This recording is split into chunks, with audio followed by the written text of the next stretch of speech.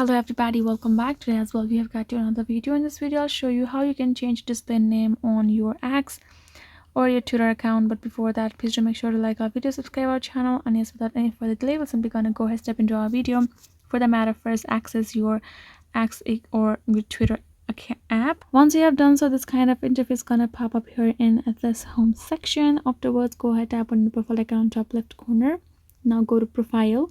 Here in this section you can see your display name is just right given over there, right?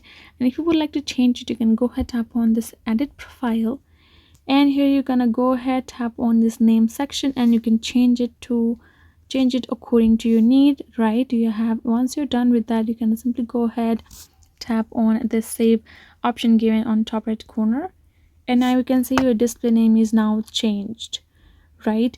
And if you would like to do same, again tap on edit profile, and again you can simply do it according to your liking and tap on the save. That way you will be able to save your changes here in your right. And that will be it, guys. Hope this video was helpful to you all. Thank you so much for watching, and yes, I will be seeing you guys in our next video.